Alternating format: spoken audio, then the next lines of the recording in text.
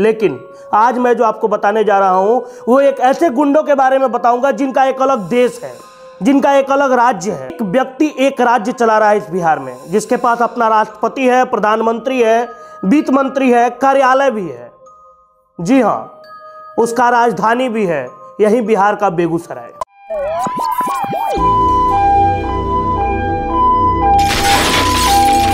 नमस्कार। आपने गुंडों के साम्राज्य के बारे में सुना होगा, चोरों के इलाके के बारे में सुना होगा, लेकिन आज मैं जो आपको बताने जा रहा हूं वो एक ऐसे गुंडों के बारे में बताऊंगा जिनका एक अलग देश है, जिनका एक अलग राज्य है। जी हाँ, वो कहीं और नहीं, इसी बिहार में है। मैं आपको आज पूरी घटना बताऊं। इस बिहार के अंदर एक अलग केंद्र शासित राज्य चल रहा है, जिसका पता पिछले ही 12 अप्रैल को चला कि एक बिहार में अलग केंद्र शासित राज्य भी चल रहा है। एक अलग राज्य के बारे में बताएंगे जो एक व्यक्ति एक राज्य चला रहा है इस बिहार में, जिसके पास अपना राष्ट्रपति है, प्रधानमंत्री है, वित्त मंत्री है, कार्यालय भी है। जी हाँ, उसका राजधानी भी है, यही बिहार का बेगूसराय, जिसका पता तब चला जब उस राज्य को चलाने के लिए उन्होंने स्थानीय जिलाधिकारी को पत्र लिखकर 1 करोड़ रुपए की मांग की। और यही मांग ही नहीं किया, मांग करने के बाद वो ये भी बताए कि अगर उनका मांग पूरा नहीं होगा तो वो फिर मानवाधिकार आयोग में उन पे केस भी करेंगे। उसके बाद जिलाधिकारी वहां के सदर बीडीओ को आदेश देते हैं और छापेमारी होता है। छापेमारी होता है तो वहां के जो चल रहे हैं, जो सरकार जिस जगह पे चल रहा था कार्यालय मुरेरीगंज में, वहां से 2 आदमी को वो सदर बीडीओ गिरफ्तार करते हैं। एक का नाम नीलेश कुमार और एक लड़की होती है जिनका नाम शबनम है। नीलेश कुमार अपने आप को उस मिथिलांचल सरकार के राष्ट्रपति बताते हैं, वहीं शबनम अपने आप को राष्ट्रपति की पत्नी बताती है।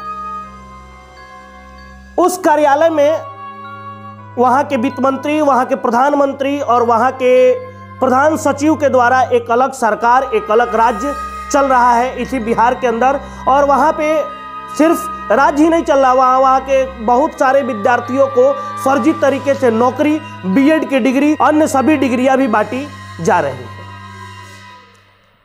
यह कोई पहली घटना नहीं है।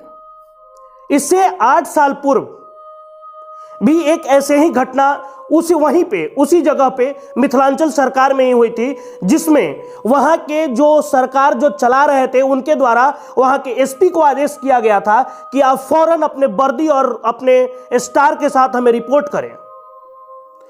वहां के कुछ पदाधिकारियों को निलंबित करने का भी आदेश इस सरकार के द्वारा उन एसपी को दिया गया था, जिसके बाद एसपी के द्वारा जांच कमेटी बनाकर कुछ छापेमारी की गई थी, जिसमें कुछ अधिवक्ता, वहां के परिवहन विभाग के कुछ कर्मचारी और अन्य कुछ लोगों को भी गिरफ्तार किया गया था।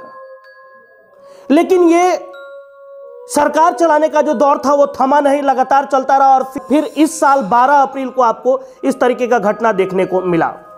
जैसा कि आपको याद होगा कि मिथिला को एक अलग राज्य का दर्जा देने के लिए काफी दिनों से एक सोशल मीडिया पे कहें या फिर यूं ही एक अलग होड़ सा मचा हुआ था कि मिथिला को एक अलग राज्य का दर्जा मिल जाए।